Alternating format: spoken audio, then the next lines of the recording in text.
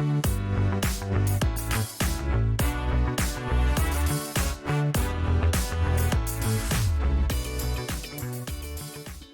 right. Well, welcome back to Gary Williams Stole My Lawn Furniture. We have exorcised the demons here and got our audio all fixed up, and we added a fourth member and a fifth member. But if you couldn't hear us earlier, thank you again to Ryan Ripken and his guys. They did a great job. They allowed us to go into their studio and have a great time. We really enjoyed ourselves. We hope we brought something to the table. We also want to thank Delaware Dave, Pig and Rooster for donating pizza to all of us boys yesterday so we could have a good time and have full bellies. Now we're going to get back to the stuff at hand that we wanted to talk about when Gary Williams Stole My Lawn Furniture. And I'll let Dusty kind of go ahead and do his role and lead us along the way. Yeah, we did. We were having some technical difficulties about 10 minutes ago when we went live. Sorry about that, guys, but we should have everything figured out now.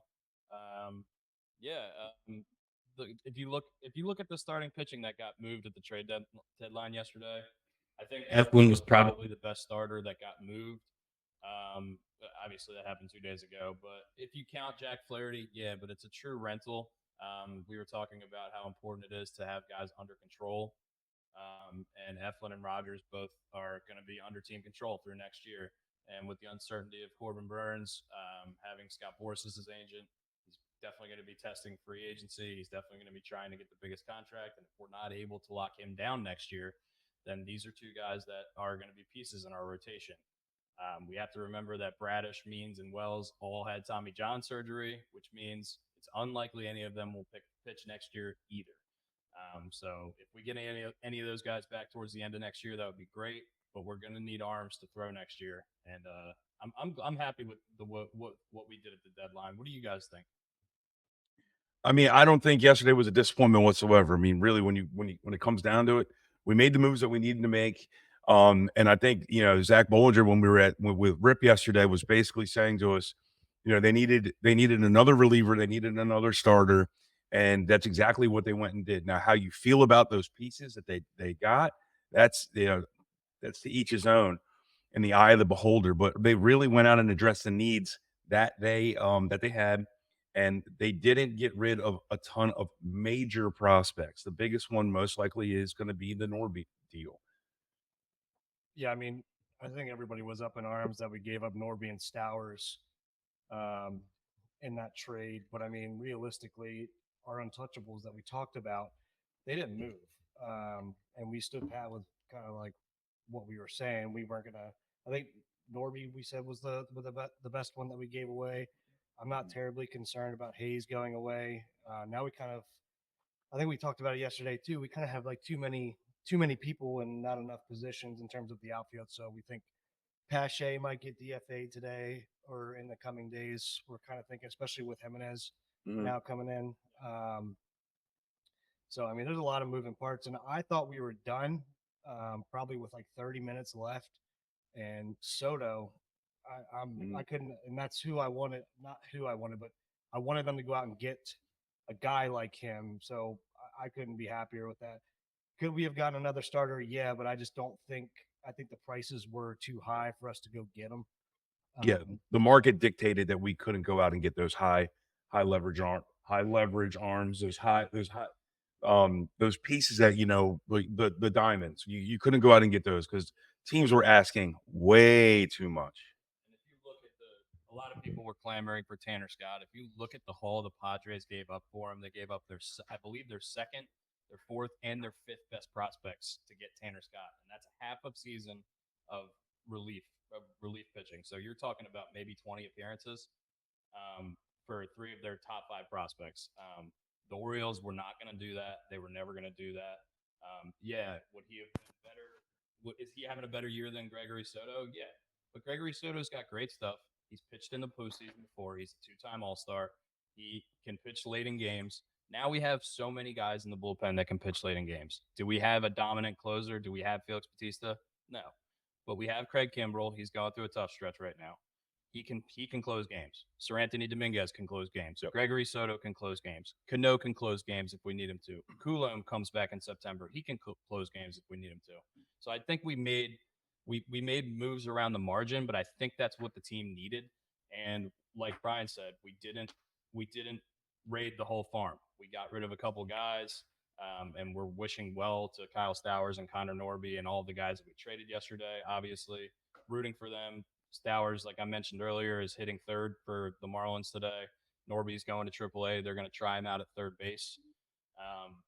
So yeah, it's I think the Orioles did what they needed to do to improve along the margins, and they didn't raid the farm. So I'm happy with the moves we made yesterday. I know a lot of people were clamoring for bigger names, but if you look at the guys who were dealt, look, Scooble didn't get moved, Crochet didn't get moved, Snell didn't get moved. No, none of these real big pieces got moved. Flaherty is the biggest one, and like we said, LA gave up a couple prospects for him, but it's a half a season.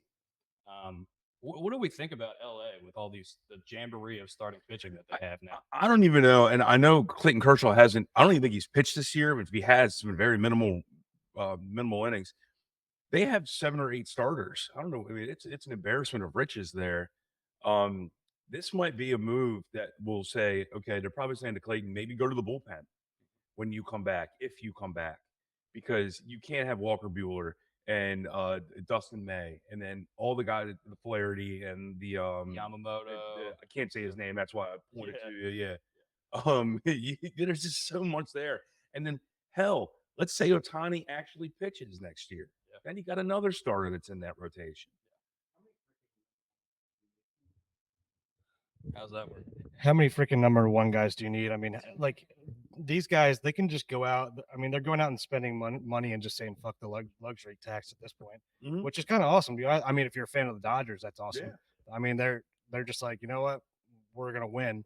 And to be honest with you, when teams win, sales go up, jersey sales go up, seating goes up, all that stuff goes through the roof. Yep. You're probably gonna make up that luxury tax, or at least some of it to help pay for that just in what you're going to gain. And I kind of love it, to be honest with you. So I'm scared of them now, to be honest. Yeah. I'm completely do not want to see them, I'm them or the Phillies, but we'll kind of see what happens there. Who do we think our biggest losers were in the trade deadline? Well, I mean, Miami only had 33 guys on their 40-man yesterday. Okay, so I'll take. We can go with Miami as one, and then I think the Braves. But look, Miami, they got a lot of prospects back, and they're rebuilding. They weren't going to go anywhere this year anyway. Yeah. So look, we'll wait and see if the prospects work out. Then I wouldn't consider them a loser necessarily. I do want to talk about before we go into this. What do we think about Philly getting? We got 2 relievers from Philly, Sir Anthony Dominguez and Gregory Soto. Both of them have pitched late innings in the playoff for them in the last few years. What do we think what is their thought process? Why are they moving guys? I really don't know the answer to that question. I mean, you'd have to ask the GM that. I think it's Matt Klintak. But they were sellers and buyers at the trade deadline. Yeah. I think there was another team. I'm blanking on it at the moment. The Cubs, yeah. Sellers and buyers. You do not see that often. Now I know I'm steering away from your question because I don't have an answer to what those guys must be thinking. But at least the one thing I can say they'll be thinking is they went to another contender. They went to, excuse me, they went from the team with the best record to I think the team with the 3rd or 4th best record in Major League Baseball. So it's not like they went and got shipped to Miami. Yeah, this makes no sense to me. I'm trying to figure this out. Like, why are the Phillies, unless they just have, and I just can't think of who it is, but unless they just got guys that are right there that are better and they just don't have room for them anymore. Mm-hmm. And then, I mean, those guys are just easy trade. I mean, they get a Hayes in the outfield, which we've talked about that they're known for turning around outfielders' careers and getting the best out of them. So I haven't 100% figured it out yet. And that's without me looking to see who else is in their bullpen right now and how they're performing. But they have to have just like studs there if they're willing to get rid of these guys. Have to. And props to Austin Hayes yesterday hitting a 3-run dinger. First game with the Phils. Good job, man. Yeah, 350-foot bomb. I saw Tommy Pham went back to the Cardinals and hit a grand slam in his debut back with the Cardinals yesterday too, which is really cool for him. Yeah, he did. So I do have the list here. What's going on? We didn't talk yet about Eloy Jimenez. We didn't talk about Austin Slater. I don't know what the Austin Slater move is about. It seems like we kind of addressed that right-handed outfield thing with Eloy, and then the Austin Slater thing came through the grapevine at like 6:15 with one of those weird deals that got announced like 15 minutes after the deadline was over. Eloy can't really play much outfield, not great defensively. He has a history of injuries, but the dude mashes lefties. He's hitting 304 against lefties this year. He's had very good seasons in the past. We'll see if we can get something out of him. And at this point, I think he's going to be a luxury off the bench. He's going to start against left-handed pitching. So I do like those moves. And once again, these are marginal moves. We didn't give up much to get these guys, and we got incrementally better at a lot of positions. What are we going to do now with, I mean, who goes, does Vavra go back down now? He got option today for Jackson. And then Eloy is positionless. Obviously now I was banging the drum that Urias was probably going to get DFA'd. He's probably not going to get DFA'd now. Mateo's hurt. That's really the main reason why he's not going to get DFA'd unless, I mean, he already is the utility. He is the utility guy at this point. Jackson's probably going to be playing second. Westburg's going to be at third. There's got to be another guy that we're going to have to option here, I believe, as well. Yeah, I don't think Eloy is technically on the roster yet. We did activate Soto, so he is active for the game that's about to start in about 15 minutes. But yeah, I don't think Eloy has been activated yet, so we'll figure out probably in the next day or two what's going to go on with him. I'm not 100% sure. But yeah, I mean, we have options like Christian Pache. We could option him, or like Brooks said, Urias, who's been struggling this year defensively and offensively. Really, not sure what his value is, besides positional utility at this point. And also we have Kobe Mayo. Yeah. You know what I mean? And he's probably going to be. The fact that we didn't move him tells me that he's probably going to be playing a factor. And also Elias has already said he wants him to play a factor this year. I think Eloy didn't get called up because they're still trying to take all the leather off his body, and like he should not bring a glove. He should not bring a belt that is made of leather. He shouldn't even have leather gloves for batting, but because the man should never see the field other than to bat against lefties, and this allows O'Hearn not to have to hit against lefties moving forward.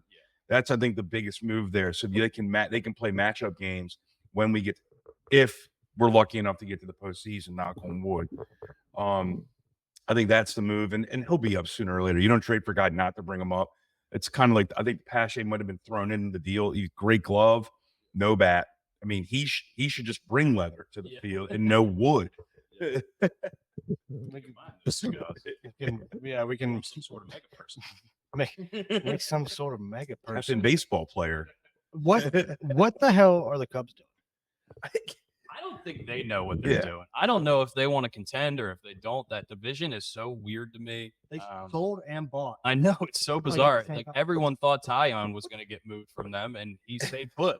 And then they traded Morel, and they got Isaac Paredes, who's a great player, but Morel was one of their younger, future guys. It's been it was such a weird deadline for them. Weird deadline. Yeah. But a lot of moves. I think I might have read it. I might be off by a little bit here, that there was a record number of trades. Yeah. Ton of trades. Seattle and the Royals are going all the way. Oh Yeah. If you're a Royals fan, I'm you've got to be tickled. Yeah. So tickled pink. I mean, absolutely just sold out to get players to compete. Yeah, and not to mention Bobby Witt is 29 for his last 60. He's hitting 489 in his last 15 games. That dude is a stud. He's swinging a lightsaber. I mean, he's just slicing balls all over the park. Yeah. He is fun to watch. Let's talk about Jackson Holiday, guys. We haven't talked about him yet. We probably could have led the show off with him, but there's so much stuff to talk about today. Jackson Holiday coming back up from the minors. Hopefully, gonna be a little bit better than his last stint. What do we think? We have high hopes. He's starting at second today. Yes, he is starting at second. I also want to start with this about Jackson Holiday. I wanted to headbutt every single person that said we should trade him for another talent. Yeah, sure. You know who I'll trade him for? Skeens. Yeah. Paul Skeens, the only person that we're trading Jackson Holiday for, period. And so anyone that would say that to us wherever we were, I just wanted to just absolutely headbutt them, or Jean-Claude Van Damme them.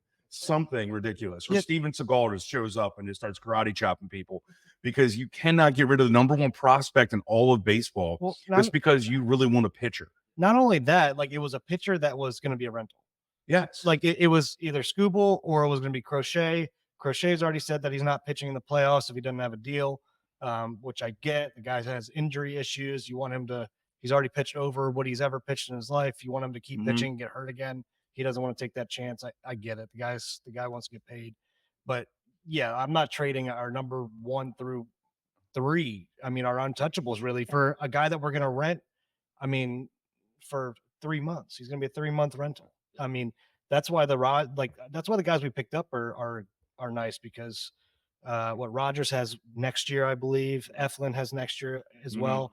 So I mean, we also have to think we have 3 guys that aren't going to be back next year because of injury either. Plus, Corbin Burns potentially. God, I hope not, because that's going to be like watching Mussina walk out the door again. Yeah.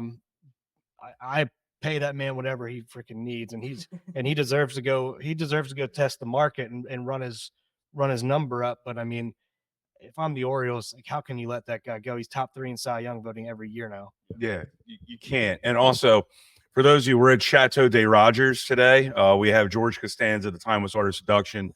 We also have Miss Dixie, and I think she wants to contribute to the podcast from time to time. So that's our little doggy there. And now we got Miss Kirsten coming in the house with some food for the boys. We've been fed by everybody this weekend. This is our weekend, by the way. So yeah. So I'm just vamping here while we continue to yeah, I don't know what's going on with technology today, but it's not working. Technology and I'm is sure not our I'll be friend the one today. that gets blamed for it. Well, So who else right would now, get you guys blamed? can just stare at my pale legs. We are at your house, You- so this has to be your fault. Yeah, so we got to see Corbin Burns pitch last night. It's not the first time I've seen him pitch. I saw him pitch on opening day. It's the only 2 games I've been to this year that he's pitched, which is awesome. He hit triple digits in the 6th inning last night, by the way, with that cutter. I mean, yeah, dude's just a complete stud. If we lose him, that would really, really, really suck. But yeah, I mean, in totality, I'm happy with the deadline. I hope you guys are. I know a lot of Birdland was clamoring for bigger names, but like I said earlier, not a lot of big names got moved, guys. And the prices were absolutely crazy. I mean, 3 top 5 prospects for a half of a season of a reliever is outrageous. People aren't. Mike Elias is not paying those prices. It's crazy. The San Diego Padres better win this year or next year, because after that they're going to be the they're going to be the White Sox of this year for probably 5 or 6 years, because they're going to have aging talent and they're going to have no farm system whatsoever. So get ready to feel like the Baltimore Orioles from the doldrums of the early 2000s. Enjoy yourself. I don't know how they haven't done, but I think they made 1 CS over these years. Yeah. I just don't understand why. I mean, obviously you got to play as a team, right? Like it's if they're not vibing over there or whatever, but it just doesn't make sense. They have all the freaking talent in the world all the time, and they just don't do shit. I mean, well, when you're either your best player or second best player likes jet ski more than he actually likes to play baseball, that's usually a problem. You know, I don't know. I didn't stay at a Holiday Inn Express last night, but I'm assuming that's a problem because then he lied about jet skiing. So Yeah. And then when you have guys cutting their hands and doing stupid stuff and lying about COVID, I mean, just it seemed like they got a bunch of bad guys in the locker room. Yeah, it's really bizarre situation in San Diego. I don't really know how else we can put it. We did talk about this a little bit yesterday in the Ryan Ripken episode. If you guys didn't tune in yesterday, we did a collaboration with the Ryan Ripken show. It was awesome. If you haven't seen it, go check it out. It was really cool. What do we think defensively? Do we think that Gunnar? I think Gunner's probably going to stay at short. Holiday's going to go to second and Westberg at third. Do we think that's the best situation we could have, or do we think we could shuffle that up a little bit with Gunner's recent struggles at shortstop defensively? Or is that going to be something we're just going to try to work out and then and see how it goes? Brooks, go take it away on this one. I think that's exactly what's going on. And to be honest with you, I said it yesterday. I think Gunner's just mentally and physically exhausted. I mean, he had the All-Star break. That really wasn't a break for him. He had the home run derby. I don't believe in the home run derby thing where it messes up your swing, unless you get hurt during it. But yeah, I think there's just been some footwork issues for sure, especially around second base. I think our buddy Drew pointed that out the other day. He he would know better than anybody, but like the footwork and being in the right spots and setting himself up to make it plays a little easier on himself has not been his friend lately. And then he's hard on himself after that. We've learned from Ryan Ripken that the dude is just like one of the most competitive dudes in the world. So when he starts struggling, it tends to multiply sometimes. Hopefully he can kind of get through that. We also have to remember, like, this is his second full season. Just turned 23. So he's going to get better. And a lot of people do say, like, well, he's a young kid. He shouldn't be tired. You go out there and play. I was tired playing a whole lot less games, and I'm sure you guys were too. So, like, I can't imagine playing this many games. Yeah, without a doubt. And like Rip said yesterday, and like we talked about off camera, when he gets frustrated, he then presses. And when you start to press, nothing successful is going to really occur unless you absolutely strike lightning in a bottle. So, I mean, I think where we are defensively, that's exactly where we should be because he is the future. Those three guys are the future. And then first base can maybe be a little bit of a rotational thing. You might even see Adley move there in time, to save his knees. Also, I would like to bring up James McCann real quick. Yeah, we didn't touch on him as much. Yeah, we need to talk about this guy, dude. He's wearing like a Batman mask today and playing in the freaking game. Hell yeah, dude. Yeah. Just an absolute stud. Got multiple fractures in his nose, 95 right off the nose. You could see his nose on the side of his face the other day before they popped it back in. It was pretty disgusting to look at, but what a tough son of a bitch that guy is. He should get paid for being a badass. Forget his baseball acumen. This being a badass, he should get paid. Somebody made a cool shirt, or at least did a rendering of a cool shirt that our buddy sent to us. But we are definitely getting a shirt made with those nose tampons up the nose. Yes. And if this doesn't bring a team together, I don't know what will. I actually thought the Kerstead thing might do it, but obviously not much happened after that. But it seemed like the boys started. It was almost like a rallying call once that happened. And that's a guy you're like, you know what, let's go fucking fight for this thing.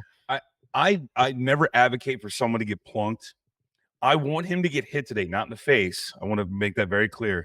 But I think the entire bench, and I think people only come out of the stands to then fight that pitcher, even if they hit him in the toe.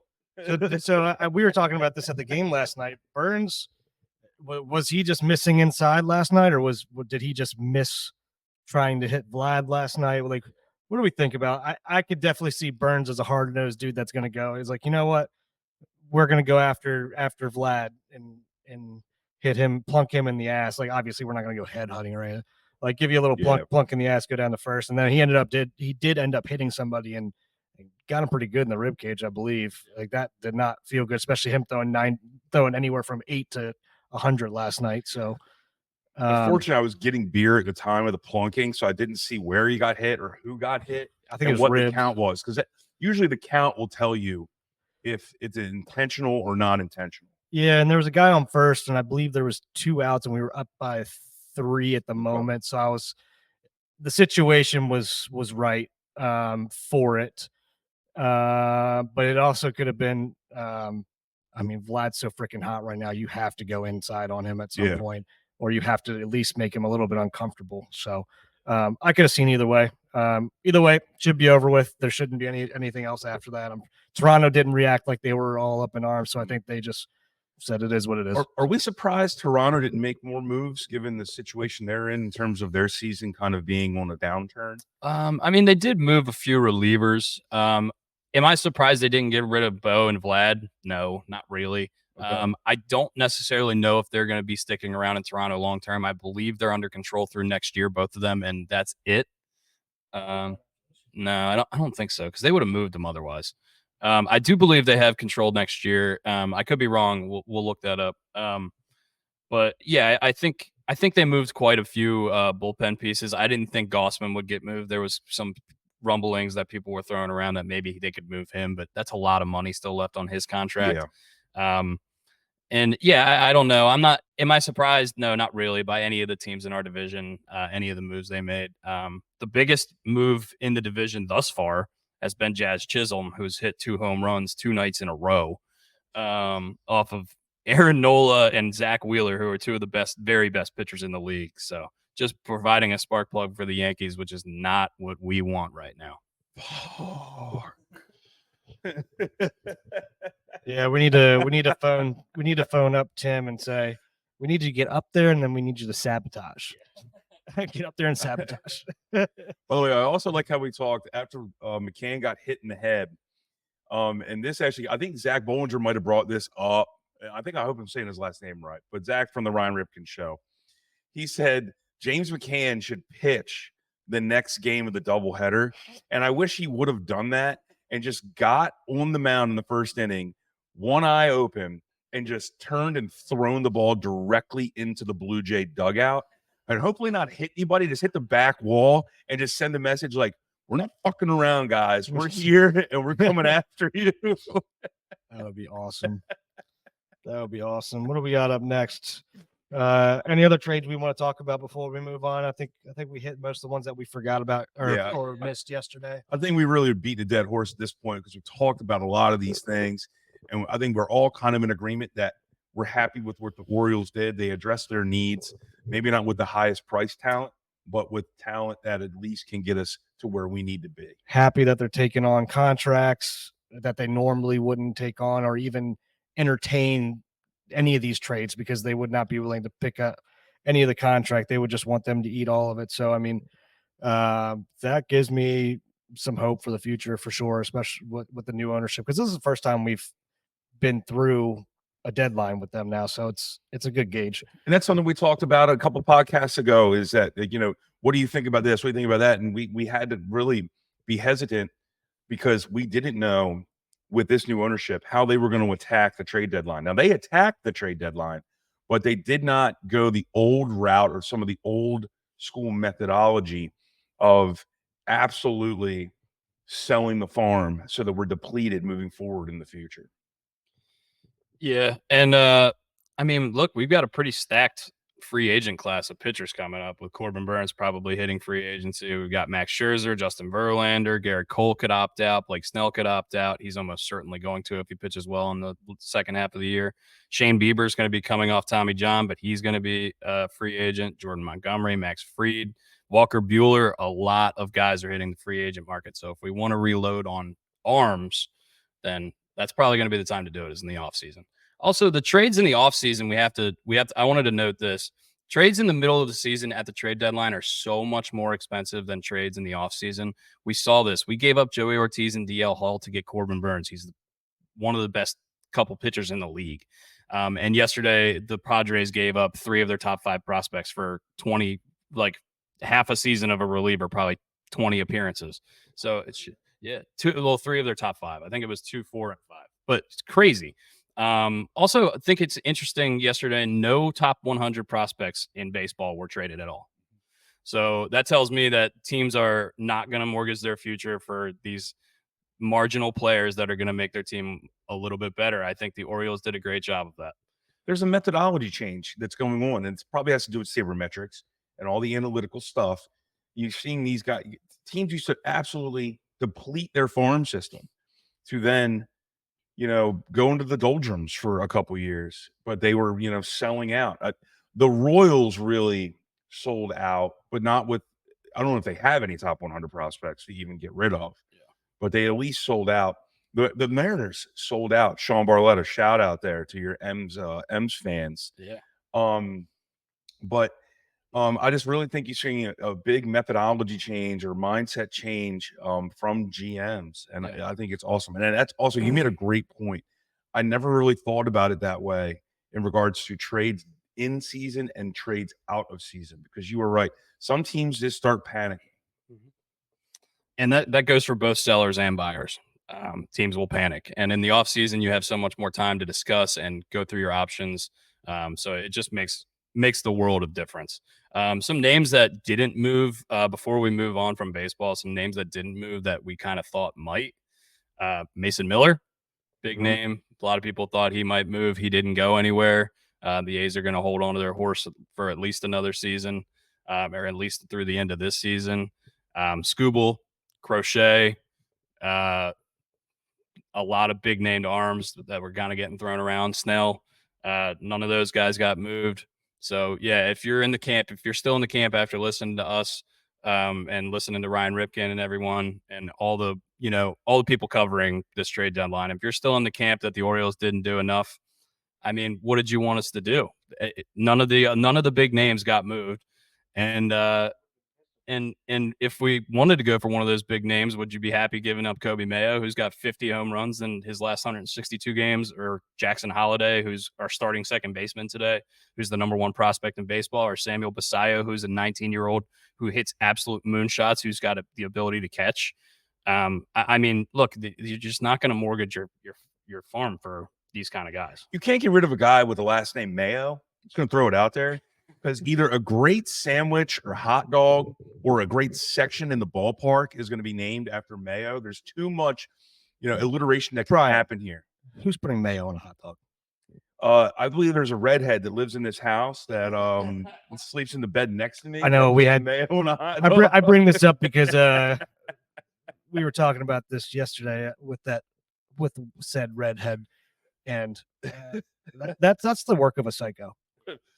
Well, that's the work of a psychopath. I'll sleep with one eye open moving forward, everybody. Yeah, you might want to watch yourself. Dustin says I'm a psycho because I like crunchy peanut butter over creamy. So teach their own, I guess.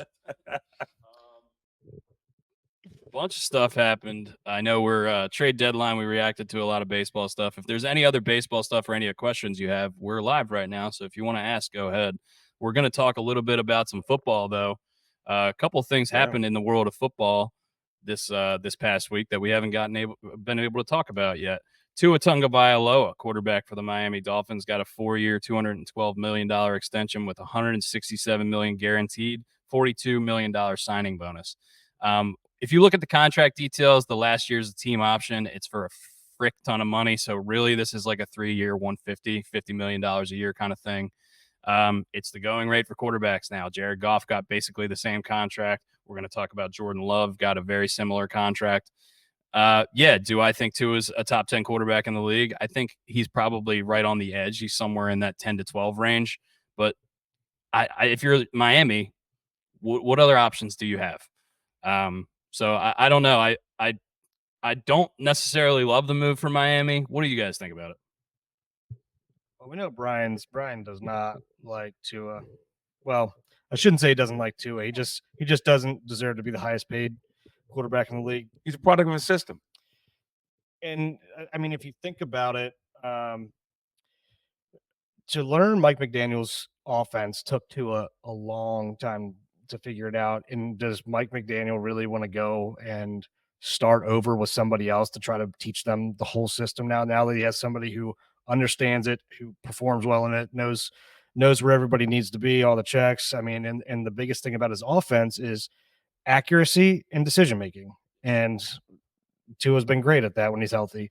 So and that was pretty cool of Mike McDaniel to go into the owner's office and vouch for Tua and say, give Tua what he wants. Like we need let's just get it done. And to this point, and I don't want to drop the name, but a very star-studded Ravens linebacker came in and was having a conversation I was just happy to be kind of on the periphery of. He came into Charleston one day, and they were about to play the Dolphins, and he actually said to the person he was talking to, and I forget that gentleman's name, that they are actually strategizing more for Mike McDaniel than they are for Tua. Yeah. And that's why I say, and this is nothing against Tua, he's probably a great human being. He's a very accurate quarterback, but he is the product of having an absolute track star team around him. Yeah. Some of the guys on that team make other professional athletes within the NFL look slow. Yeah. And so that he is a product of that. And I'm sorry, if you put Jordan Love on that same team, Jordan Love's probably getting more money than what he got from the Green Bay Packers. Yeah, and we haven't seen. We'll talk about Jordan Love in a second, but I did want to mention. Well, while we're talking about the Dolphins, I'll mention this. It's awesome to watch them play offense when they're running right, just because they're so fucking fast. Tyreek and Waddle give them the ability to extend their route trees a lot deeper than a lot of other teams can, and that is such an advantage for Tua. But yeah, I think I want to ask you guys this: do you think the quarterback contract thing is going too far, or do you think it's kind of like a natural evolution or like a product of raising cap numbers? Or, I mean, what's our opinion on that? Without a doubt. I mean, I have a lot of thought on this. It's gone too far. It is, you don't need to be next man up should not be the highest paid man up. I don't believe it's sustainable. I get it's going to be a salary cap bump, but something that we really need to focus on, and I'm not trying to take a left turn from the right-hand lane, is I don't know if the salary cap is going to continue to jump in the exponential degree it has the last couple of years because of this $14 billion lawsuit that the NFL most likely will have to pay in a couple of years. So owners might have to start just like watching their pocketbooks because Starting to see it that already. trust law thing going on from NFL Sunday Ticket. The salary cap, and Jerry Jones even spoke to this. That's what I'm saying. The saying. salary cap might go down a little bit. And then if you have these big ass contracts for quarterbacks, you're screwed. Nobody's going to know better than Jerry Jones about where our revenue is and where the salary cap's going to go, because he's the one negotiating the TV deals and everything like that for the NFL. And this is really your cup of tea, Brooks. I mean, being in the industry you're in right now, I mean, how scared would you be to be dumping money into a property, or something, if you don't know if you're going to have, money going up and up and up and up and up? Yeah, I mean, you're gambling at that point. It's hard to predict the future, but I mean, when you're Jerry Jones and can kind of see the writing on the wall, that's why Dak hasn't gotten done yet. I mean, Jerry Jones basically came out and said, like what you said, we need to tread a little lightly here. But then he also said, like, if I come out and I sound confident, just know I know where it's going. If I come out and I'm treading lightly, then you probably know where it's going. And then they asked him, like, okay, Jerry, where's it going? How confident are you right now? He goes, well, I'm both confident and not confident. I'm like, what the fuck does that mean, What kind of answer is that? That's like a hard maybe. Yeah. Yeah. I mean, I understand he doesn't want to give up any leverage to Dak, who has all the leverage in the situation. But yeah, I think we're already seeing it with Jerry that he's not willing to be like, I'm not going to go give Dak Prescott the world here. So we'll see. Maybe he will, but like you said, I think it would continue to jump if they didn't have this lawsuit coming up. But I mean, this lawsuit and $14 billion is, I mean, I'll take one of those. And by the way, shame on all of us as sports fans and anyone watching out there. Thank you one for watching. But where were we?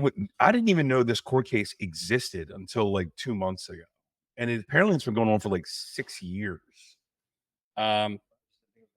Yeah, I mean, it's scary it's got to be scary for owners. And look, if you're on the hook in 4 years, if the salary cap goes down and you're on the hook for Tua for $50 million, you might be looking at that decision and be like, I don't know if I want Tua for $50 million anymore. Miss Kears, can you actually contribute something real quick? We need you real fast on one thing. You talk right into this mic. Yeah, we have to ask you about the mayonnaise on the hot dog situation. We want to know what you think about mayonnaise on a hot dog and why you enjoy it. It's the best condiment ever. That's all we need. Thank you very much. Yeah, that's all we need. I do agree with her. Mayonnaise is a very strong condiment, but it's just you got to know your place. Mayonnaise, and your place is not on hot dogs. We're not making hot dog salads. If you're a Miracle Whip person and you're watching us right now, please sign off. All right, the Miracle Whip is not mayo. I'm a Hellman's guy. Dukes or Hellman's. I'm a strong Hellman's guy. I'm a Dukes guy. Are you? Yeah. Are you really? I'm a Dukes guy only because the Dukes Mayo Bowl and they dump mayo on the coach. So if I go in your fridge right now, we're finding Dukes. No, it's whatever she buys. It's like Kraft or something. And she likes that avocado mayo too. I mean, I need to rethink my life.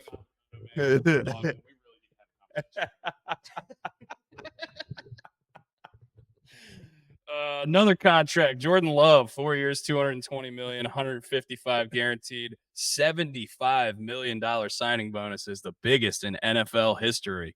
Jordan Love has played a full season now. I would say his last 10 games were excellent. His first 10 games were not. What do we think? His last 10 games, I believe he had 18 touchdowns and 1 pick. So do we think this is something the Packers had to get done? Do we think this is scary because we've only seen such a short amount of Jordan Love? I really trust the Packers organization. They have always done well by their team. I know the Aaron Rodgers saga was a bit of a hiccup, and they're probably happier they got rid of Aaron Rodgers, but they have done a great job. If you really think about it, they've had 3 quarterbacks in the last 30 years between Favre, Rodgers, and now Love. And if they're putting their money behind Love, that tells you they really believe in that man. Yeah, it just seems like they're.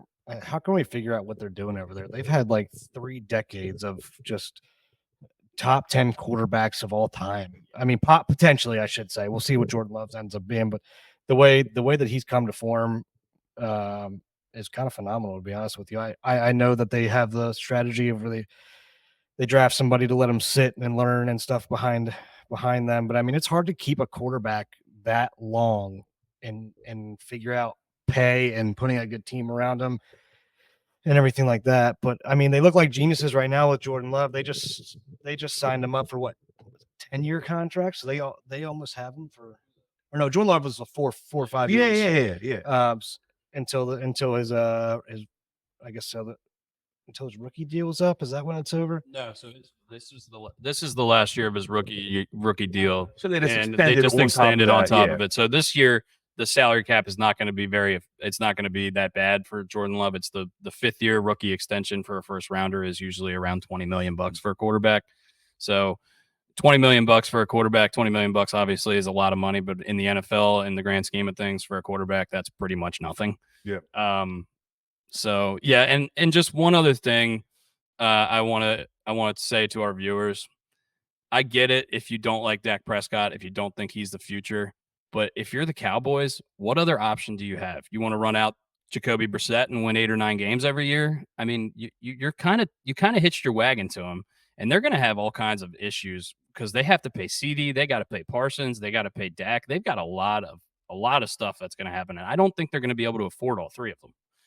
And you could bring back Brandon Whedon. Why not? Yeah, I think he might be 42 now, 44. Yeah. He's still got great hair. And by the way, I'm going to go back to the Packers real quick. Will Wells, thank you for listening and we're watching. I can't believe I'm talking this nice about the Packers, but thank you for your support. And damn it, I don't like that you signed Jordan Love to that contract because he's going to be a really good ball player. Yeah. Anything else NFL wise? You guys want to talk about the onside kick rules that changed yesterday? Do you want me to smash this microphone? The only one, the one of 2 that works. I mean, this has to be something that during practice or during the off season as special teams coordinators, we're trying to figure out all the new rules already. Mm-hmm. Somebody had to bring up it is really easy to get onside kicks back or something, or somebody figured out something and brought it, or multiple teams did and brought it to their attention. They were like, this is an unfair advantage. Let's just for you guys listening, if you're not familiar with what we're talking about, I do want to give you a rundown real quick. Basically, no more onside kicks unless it's the 4th quarter. No more onside kicks unless you are the losing team in the 4th quarter. And if you're going to do an onside kick, you have to inform the other team before you do it. So we're talking about a very significant rule change. Onside kicks were obviously a very low percentage thing before. We're pretty much going to see them get extinct from the NFL at this point. I think this is what's going to happen. Put it in baseball terms, it's like saying, hey, we're going to run the hidden ball trick here. Just so Yeah, but I mean, I guess we don't even know what onside kicks are going to look like with the new format anyway. Even if they call onside kick, right? Hey, we're onside kicking with the new format. What's that look like? I guess we're just going to need a year to kind of figure it out, see what it even me because we're all thinking like, all right, it's going to be the same setup as before. Well, maybe it's not because I don't really know with the new rule. We're going to learn a lot over the course of the next couple months, and I'm actually intrigued. And it's a question. I'm asking a question, but I know there's no answer to it. What does this do to the kicker market moving forward? I don't think it'll affect the kicker market that much because still at the end of the day, you got to put 3 points on the board when you can.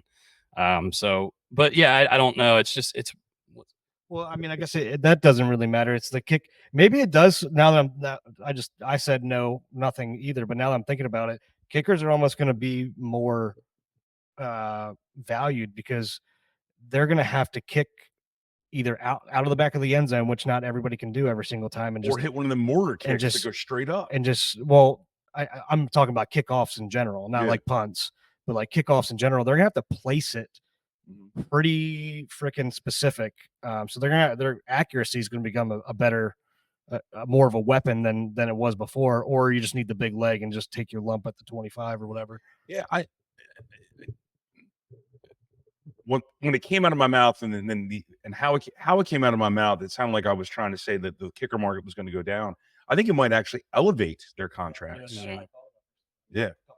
Because you're right. You're playing accuracy games now at this point. They're a glorified golfer with their feet. Yeah. And so, yeah. And Justin Tucker brought up something a couple years ago, and I wish I could give courtesy to whatever broadcast it was, that a kicker should be allowed on a kickoff if they moved it to the 20. I think they kick off from the 35 now. If they did it at the 25, if the kicker can actually kick it through the damn uprights on a kickoff, get 1 point. Now that'll fuck up everyone's block pools, by the way.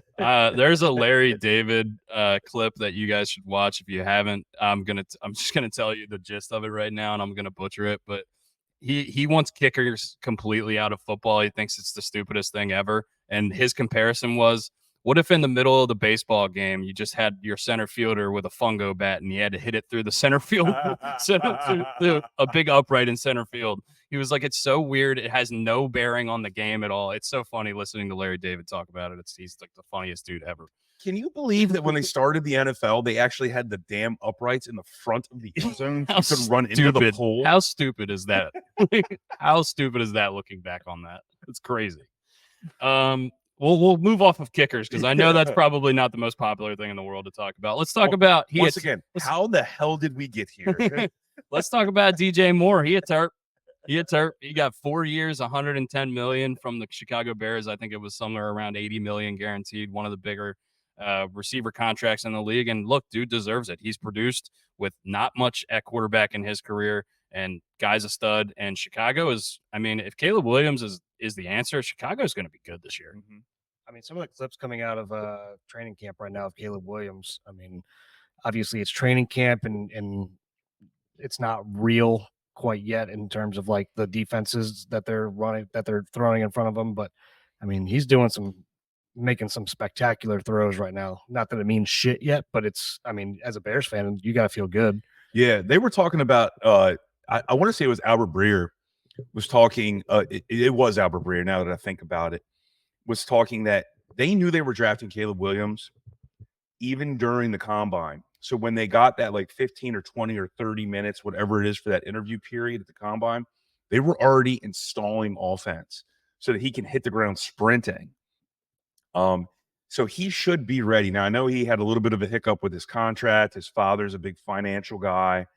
But that being said, I think they're going to be really good. Now, caveat to all that, Matt Eberflus is the football version of Aaron Boone.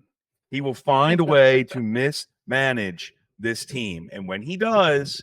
Why do you say that? I don't understand. Because he sucks as a coach. Why? Why do you say that? Bill Belichick is on the other line, Chicago. Why? I don't understand why you think he sucks. Because he's had a shitty team the past 2 years? Yeah. He can't do anything. He doesn't draft. He's not the one making all the moves. The GM is. He's not a good coach. The reason he's schematically always he's overmatched every single time that they go out there, and then it makes Justin Fields go around like Russell Wilson back in the Pete Carroll days, It's just go ahead, run around. Just go run around and have schoolyard ball all of a sudden. Because his team sucks. And then they traded away all the guys. He shouldn't be a head coach. He's another coordinator. He's not the one making the moves, though. That's what Ryan Pace or whatever the hell the guy's name is. He might not. You could say he sucks. Like I can't put all the blame on Eberflus, especially since he actually got some good results at the end of the last 6 games of the year for Chicago last year, with playing with nothing. Like coaching in the NFL, it's probably the coach that matters the most. Like I don't think baseball managers, equate to as many wins as NFL coaches. Yeah, for sure. And I think I know Eberflus has been overmatched before. Yeah. It was just like Nathaniel Hackett. He reminds me a lot of Nathaniel Hackett, overmatched, kicking 66-yard field goals. Aaron Rodgers guy, Nathaniel Hackett, by the way. Great. It's the only reason he has a job. It's because of a guy named Rodgers with a D, by the way. Doesn't pay his taxes. I think we'll learn a lot about Eberflus this year. I think he's been, like Brooks said, I think he's been given kind of a shit hand in Chicago the last few years, and I think we'll find out a lot about him this year. And look, if he gets success out of Caleb Williams, obviously they put as many weapons around him as they possibly could, then I think we'll maybe change Rodgers' tune. No, I will take 2 pies to the face. 2 pies. I'll let both of you pie me.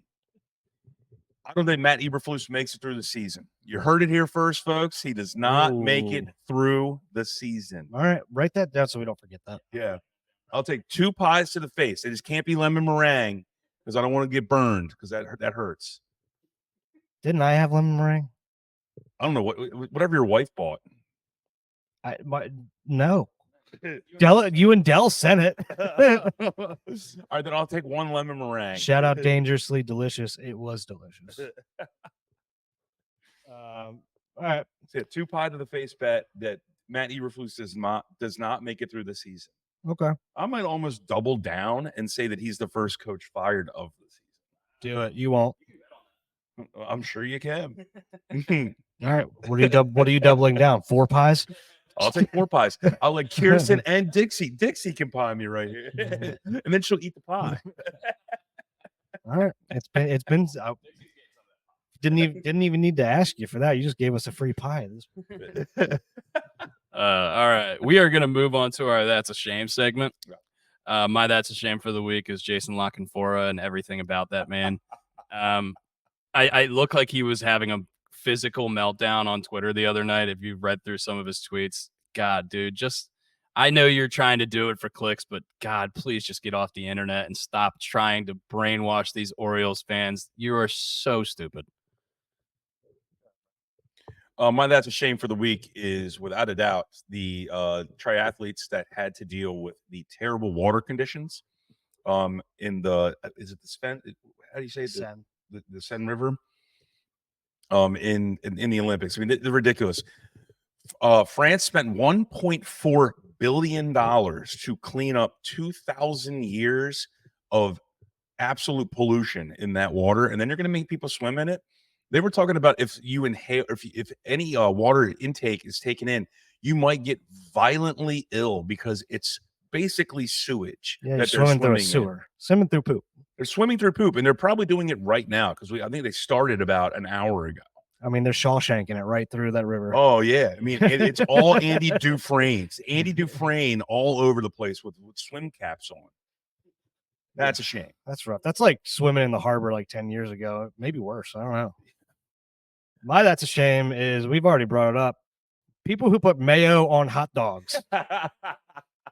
Kirsten, are you still here? She's outside.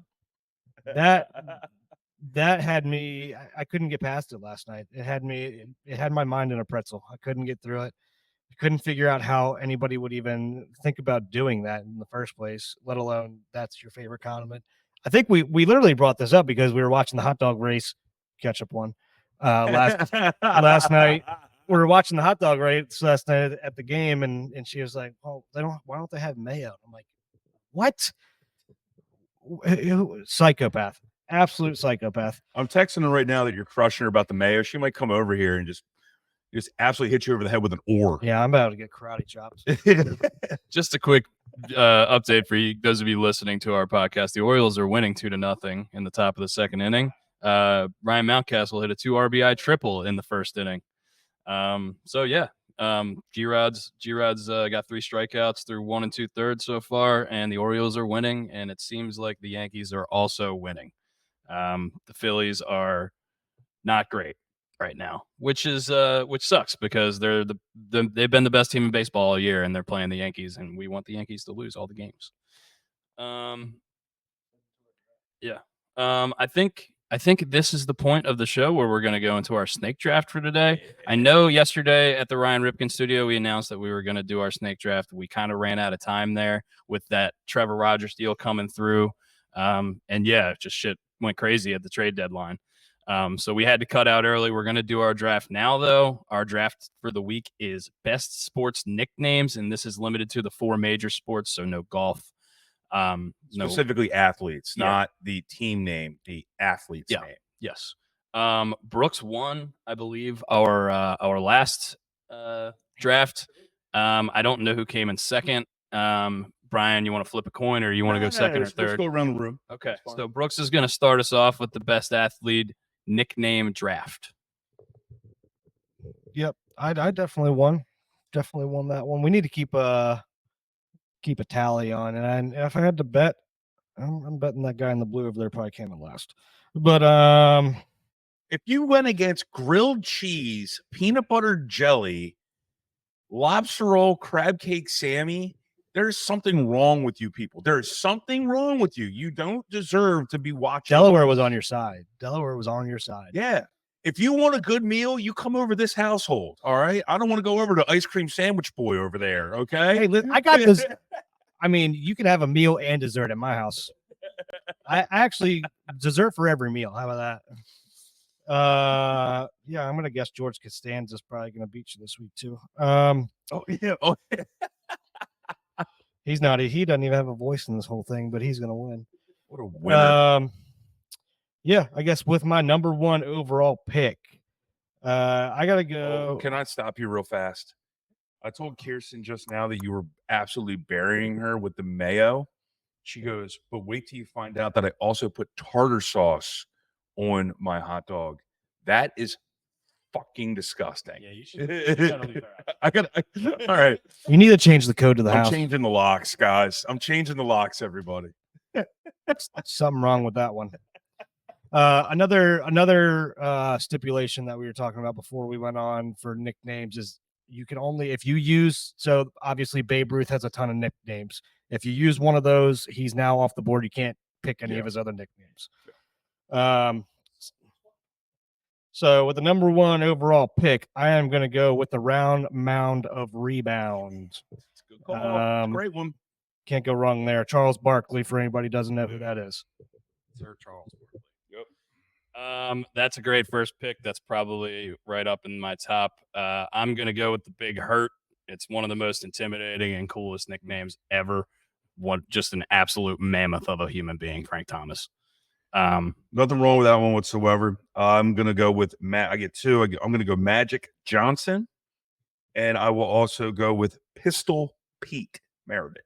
All right, I got my number 2 seed still on the board, and I'm gonna take it. The Crime Dog, Fred McGriff, baby. Nice work. Such a sick nickname. I got 2 coming up here, man. You guys did a whole lot more research than I did. I mean, I got to take. Oh, yeah, you guys did talk about it. I got to go with the Hebrew Hammer, Al Rosen. I think that is a awesome nickname. Oh, you're going for the Jewish vote here. This is great. Or you're just trying to get really good delicatessen moving forward. I don't know. You don't know who the hell the Hebrew Hammer is? Al Rosen. Al Rosen. Don't you know? Hey, I'm doing limited research here. Yeah, but the Hebrew Hammer is a great freaking nickname. And you know what? Ice Cream Sandwich over there is he's doing research right now. And then I'm also gonna go with, I think, one of the most liked pitchers of all time, not just because of his athletic ability and his prowess on the mound, but his prowess at the plate. Big sexy Bartolo Colon. You can't go against a big sexy name. Brooks has already forfeited his draft, so we're just gonna Hebrew the Hammer. Hebrew And Hammer. I hope the owner of Atman's is watching, so you can get free food for the rest of your life or something. Oh man, I have so many ways I want to go. For a sponsor. I'm gonna take Air Jordan. Yeah, totally cheap.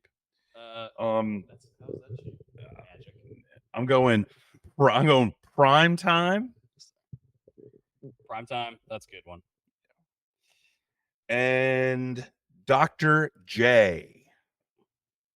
Dr. J is also a sweet nickname. Can't fault you for any of those. There's so many I want to take. I'm gonna take Sweetness. Walter Payton. Good one. That's a good one. All right. I'm rounding out my draft with, I actually don't know who my fifth is going to be, but the one that I wanted you not to take is the Hick from French Lick. Yes, it's great. Larry Bird. And I mean, this is hard to pass up here. Kung Fu Panda, Pablo Sandoval. You took mine. Damn you. How's my draft looking now, Brian? I've got so many on my Whatever honorable you say, mentions. Chipwich. I've got so many on my honorable mentions that are probably more popular or better than this one, but this is one of my very favorite nicknames of all time. Bob Feller, the Heater from Van Meter.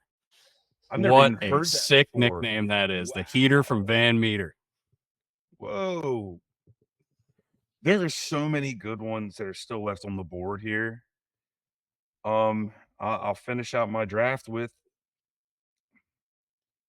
you got to take the great one. The great one. The great one is The Rock. He's talking about Wayne Gretzky. Wayne Gretzky.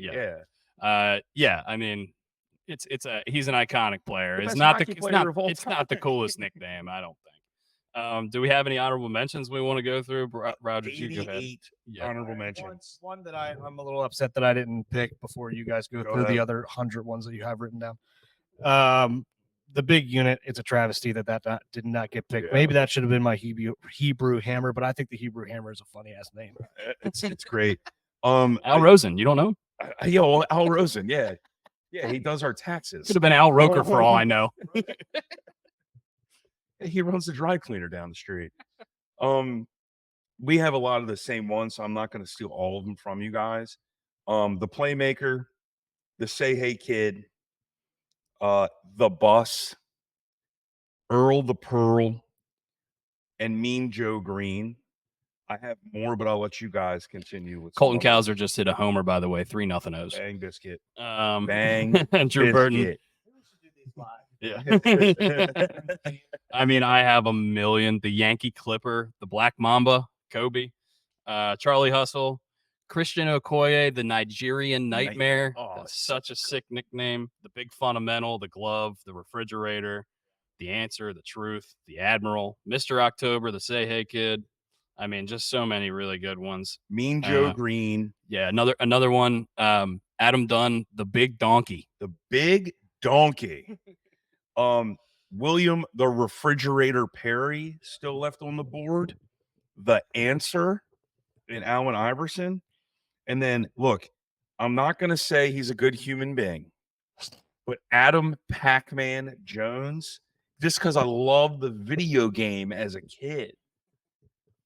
Yeah, and being from Baltimore, shame on us also for not taking the sheriff of Swattingham. Oh, Mark Reynolds. Somebody had to take the sheriff. Nobody took the Iron Man. Yeah, I told Ryan that Iron Man is not allowed to be used. What about Mr. Big Shot, Chauncey Billups? Big Shot Bob, Robert Ory. Yeah. Hammer and Hank. No one took Big Poppy, by the way. Nobody's fuck Big Poppy. Yeah. That's a really Big Poppy. He owes us a damn phone in the Oriole visitors dugout. I'm not taking him. The Sultan of SWAT, the Big Bambino. We didn't take any Babe Ruth ones. Hammer and Hank. Dick the Night Train Lane. Yeah. Ed Too Tall Jones. Like, there's so many good ones. We took boxing completely out of this because it opens up an entire new category. Yeah, I mean, that's our draft. I'll run through it real quick again for you guys. Oh, we forgot the kid. We forgot Junior. Yeah, Ken Griffey. Junior, the kid. That's Brooks' favorite player of all time. He's probably going to be sad he missed that. But Brooks' draft, the round mound of rebound, Charles Barkley, the Hebrew Hammer, Al Rosen. If you win, we don't know either. If you win this fucking draft, drafting the Hebrew Hammer, yeah. Big sexy Bartolo Colon, the Hick from French Lick in Larry Bird, and Kung Fu Panda Pablo Sandoval. That sounds like a winner. Yeah, that sounds like something. My list Jewish is guy and a freaking bear. my list is the Big Hurt, Frank Thomas, the Big Hurt, Frank Thomas, the Crime Dog, Fred McGriff, Air Jordan, Michael Jordan, Sweetness, Walter Payton, and the Heater from Van Meter is Bob Feller. What are we looking at? Did we say the bus? No, I didn't. Oh, it's an honorable mention. Yeah. Genie Bus? No, not Genie Bus. No. Phil Jackson will come kick my ass. Brian has Magic Johnson for Irvin, obviously. Pistol Pete Maravich, Primetime, Deion Sanders, Dr. J, Julius Erving, and the great one, The Rock. No, Wayne Gretzky. Yeah, the great one. Yeah. We also Kenny the Snake Stabler. That's another good one that I didn't think about till right now. Jake the Snake Plumber. Oh yeah. Yeah. Yeah, there's a ton of really awesome nicknames. I'm sure we missed some. We didn't mention any, but yeah, that's our list. Big Dick Nick is also a nickname. It is a nickname. Hakeem the Dream. Yeah. We forgot the glove of Gary Payton. Yeah. Sean Kemp, the Rain Man. Yeah. I mean, there's so many. The human highlight reel, Dominique Wilkins. Greg Wilson in his third leg. Yeah, third leg Greg. Third leg Greg, yeah. Good looking man. Going in the Hawkeye draft too, man. He's going in the 4th round. Ton of good names. We are going to wrap up, guys. I have to be in Ocean City for work at 5:00, and we are pushing it. So thank you very much for tuning in. Go O's. If you guys have any questions, you want to interact with us, please do so on all of our socials, and like, comment, subscribe. And thanks. Another thank you to Ryan Ripken and his team yesterday. Did a great job hosting us, and hopefully we'll be able to collab with them more in the future. We got to talk about Delaware Dave. Thank you so much, Del, for the pizza yesterday and for all the hospitality and just for being the best dude. Yeah, Pig and Rooster. Shout out to Pig and Rooster, the Chasseur. They've been main sponsors for our show. Shout out to George Costanza and the timeless art of seduction. And anything else you guys want to say before we sign off? Yeah. All the boys at the Ryan Ripken Show, again, thank you so much. Thank you so much for all of your hospitality, everything you've done for us and with us. Yeah. And, to the moon. Ryan Ripken to the moon. To the moon. All right. Thanks again, guys. See you guys. Signing Be good. Take care.